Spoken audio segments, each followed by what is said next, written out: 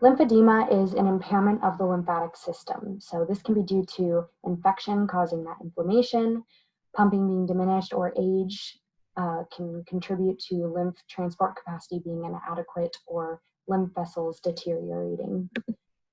Primary lymphedema, there is no known cause, and it's more likely to happen in females, but secondary lymphedema is acquired. So this can be after a surgical procedure or lymph node removal, commonly after a breast cancer mastectomy.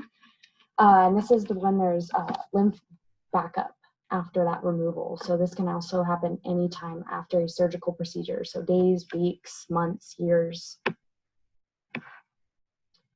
I like to think of the pathogenesis of lymphedema like a highway. So the fluid is the lymph or cars on the highway. The lanes are going to be the vessels on the highway, and the toll booths on the highway are going to be the nodes. So when fluid volume is normal, there's a normal amount of cars traveling, but that transport capacity is impaired. So there's a toll booth closed, a lane closure.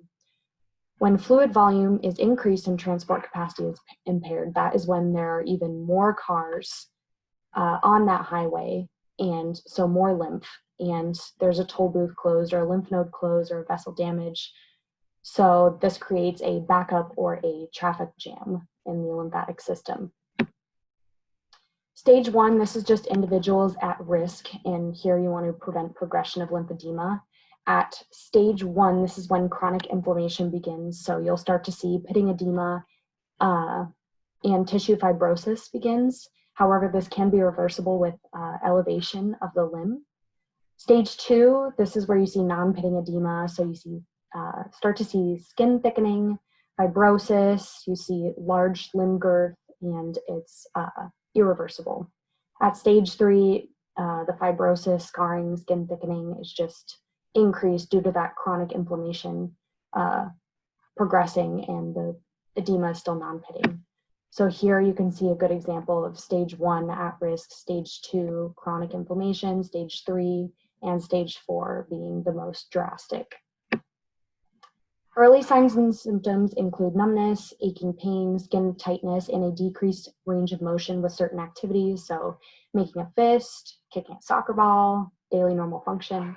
Later symptoms include increased limb girth to a further extent, which can further decrease range of motion, increase discomfort, increase neurological symptoms, and aggressive skin changes such as skin thickening, causing sweat gland loss or even hair loss.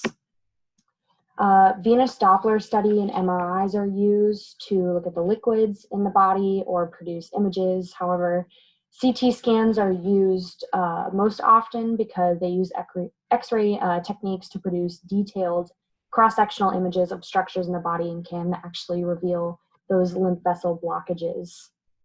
Here on the side, you can see a picture of a CT scan. Medications do have a weak evidence base. However, benzopyrones break down proteins to improve absorption. Surgical procedures can also be beneficial. However, this can also cause a reoccurrence of lymphedema and damage to certain lymph vessels and lymph nodes. Diuretics, NSAIDs, and neuropathy medications can actually worsen or be harmful to patients with lymphedema because it causes increased fluid retention, which is not what we want for patients with lymphedema. We want that fluid to be out. The importance of physical therapy is to assist with balance, especially in that lower extremity region, assist with changes in walking patterns and range of motion. So we want you to be able to function and produce certain movements throughout your daily activities and in your life. And in early stages, we can definitely help with muscular strength and function and prevent that chronic inflammation from getting even worse or progressing to those later stages of lymphedema. And we can also provide manual lymph drainage, compression bandages or garments, and most importantly, patient education to provide you with information on the common signs and symptoms of lymphedema and to manage it early and prevent progression of lymphedema to those later stages.